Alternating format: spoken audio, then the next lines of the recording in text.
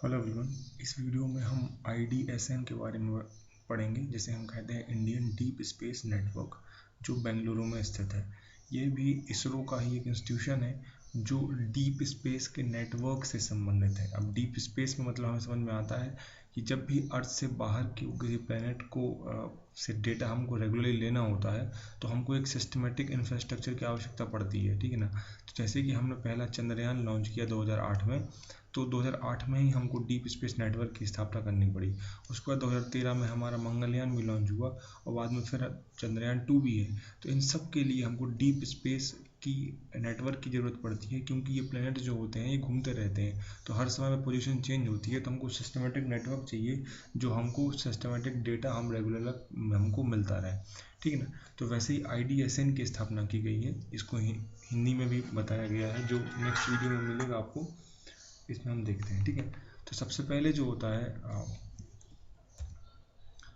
तो जो Indian deep space network है एक लार्ज एंटीनास का एक इंफ्रास्ट्रक्चर है, जिसमें और भी बहुत सारी कम्युनिकेशन फैसिलिटीज़ आती है, ठीक है ना। और इसरो के द्वारा ही यह जो है इसको सपोर्ट किया जाता है, ऑपरेट किया जाता है। तो मेन उद्देश्य आपको समझ में आया क्या है? इंटरप्लैनेटरी जो स्पेसक्राफ्ट मिशंस होते हैं हमारे, उनके लिए जो एंटीना वगैरह लगाए जाते हैं अलग अलग लोकेशंस पे, पर सारा का सारा कम्युनिकेशन नेटवर्क जो होता है, फैसिलिटीज़ जो होती है, वो सारी मिला के क्या बनाती हैं? IDSN बनाती है, मतलब इंडियन डीप स्पेस नेटवर्क बनाती है, ठीक है ना। इसका जो लोकेशन है वो बायालुलु में है, जो लगभग बेंगलोर से ही 25 किलोमीटर की लोकेशन पर स्थित है, जो कर्नाटका में आता है। इसकी शुरुआत 2008 में की गई थी। क्योंकि इसकी ज़रूरत क्या पड़ी? क्योंकि हमको चंद्रयान 1 लॉन्च करना था। चंद्रयान 1 के लिए हमको ज़रूरत थी कि हमको डीप स्पेस नेटवर्क बनाना पड़ेगा, क्योंकि चंद्रमा की लोकेशन चेंज होती रहती है। तो एक बार फार साइड नज़दीक होती है, एक बार नियर साइड होती है। तो हमको 24 घंटे उस पर कंट्रोल करने के लिए और लगातार डेटा जो मिल रहा है उसको स्टोर करने के लिए और रिसीव करने के लिए बड़े इंफ्रास्ट्रक्चर की ज़रूरत थी। इसलिए 2008 में सबसे पहले IDSN की शुरुआत की गई। उस समय चेयरमैन कौन थे? मिस्टर G माधवन नायर थे। इन्हीं की समय में जो है इसकी शुरुआत की गई थी। इनके द्वारा ही IDSN की शुरुआत की गई थी, जो कहाँ पर है? जो बायालुलु में है, बेंगलोर के नज़दीक में, ठीक है ना।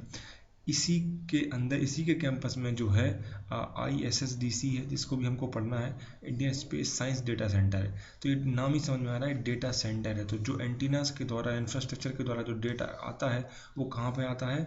वो ISSDC में आता है, जो भी इसी IDSN के कैंपस में स्थित है। ये एक प्राइमरी डेटा सेंटर है for data archives of Indian space missions. तो जो भी मिशंस होते हैं उनका सारा का सारा डेटा कहाँ आता है?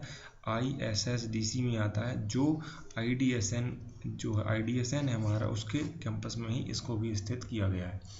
ये हिंदी में वही बात करेंगे कि जो भी एंटीनास वगैरह होते हैं और संचार सुविधाओं का नेटवर्क होता है, उन दोनों को मिला के हम IDSN कहते हैं। इसका मुख्यालय जो है बयालू में है, जो बेंगलोर के नज़दीक स्थित है।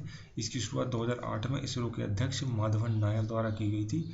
जो इसी के अंतर्गत जो है जो ISSDC है, मतलब भारतीय अंतरिक्ष विज्ञान डेटा सेंटर है, कि उसके सेंटर के जो परिसर है उसी में स्थित है। फैसिलिटीज़ क्या क्या है, ठीक है ना। तो इसकी मेन जो ट्रैकिंग फैसिलिटीज एंटीनाज ही होते हैं, जिसको अभी रिसेंटली एक जो है Hyderabad based electronic corporation of India है, जो हमारा ECI है, ECI द्वारा बनाया गया था। कब? 65 करोड़ रुपए खर्च करके, ठीक है ना। तो इसमें क्या क्या बहुत सारी चीज़ें आती है। तो इस नेटवर्क में क्या क्या आता है? सबसे पहले आता है इसमें स्ट्रैक। स्ट्रैक का मतलब होता है ISRO telemetry tracking and command network, ठीक है ना। एक पूरा नेटवर्क है, कमांड नेटवर्क, वो इसके अंतर्गत आता है। इसके अलावा इसमें 3 एंटीना होते हैं, एक 18 मीटर का, एक 32 मीटर का और एक और है, ठीक है ना, इंटरसिटी एंटीना, उसको आगे हम देखेंगे।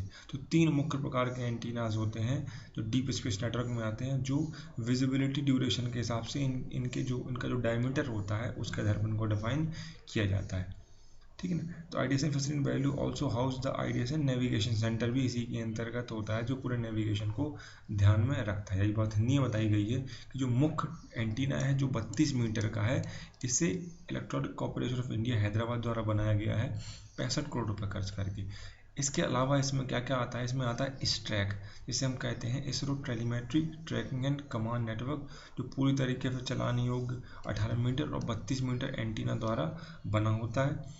जो मौजूदा जो STRC स्ट्रैक है हमारा, उसकी तुलना में सबसे अपडेटेड है, सबसे अच्छा दृश्यता विजिबिलिटी शो करता है, मतलब सबसे अच्छे तरीके से डेटा इसमें प्राप्त किए जा सकते हैं। तो इस तरीके के ये डायमीटर जो होता है इसको नापा जाता है, जैसे कि 32 मीटर है तो ये 32 मीटर हुआ, इसके आधार पर इनको डिफाइन किया जाता है।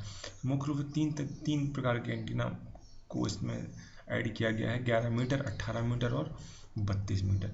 ये कम्युनिकेशन के लिए डीप स्पेस में उपयोग किए जाते हैं। जो 18 मीटर एंटीना है इसका उपयोग चंद्रयान 1 में किया गया था, और 32 मीटर का जो उपयोग है वो मंगलयान में किया जाता है। तो ये डायमीटर जितना ज़्यादा बढ़ता है उसकी जो रिसेप्टिविटी है, जो सिग्नल्स की रिसेप्टिविटी वो उतनी ज़्यादा बढ़ जाती है, तो उतना अच्छा विजिबिलिटी और रियल डेटा वो हमको देता है। तो इसके लिए ये लगातार अपडेट किए जाते हैं। तो 32 मीटर का उपयोग मंगलयान में किया गया था और 18 मीटर का उपयोग चंद्रयान 1 में किया गया था। यही बात हमने हिंदी में बताई है कि स्पेस क्राफ्ट के द्वारा जो डेटा होते हैं डीप स्पेस में वो प्राप्त करने के लिए इनका उपयोग किया जाता है। 18 मीटर चंद्रयान 1 याद रखना आप, और 32 मीटर मंगलयान में उपयोग किया गया था।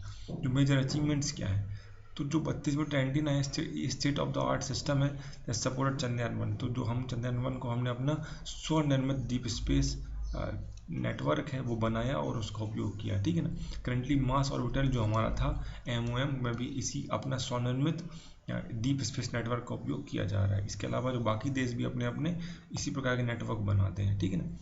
इंडिया फर्स्ट लूनर मिशन जो चंद्रयान 1 के लिए, उसके लिए हमने स्टेट ऑफ द आर्ट मतलब खुद को द्वारा इसको बना के तैयार कर लिया था। आपको खाली 3 मार्कर के हिसाब से इसको तैयार करना है, इतना डेटा आपके लिए सफिशिएंट है, ठीक है ना। इसी तरीके से हम सभी को तैयार करेंगे ताकि आपके पूरे जो सेंटर्स हैं वो कंप्लीट हो जाए। Thank you so much for watching and all the best.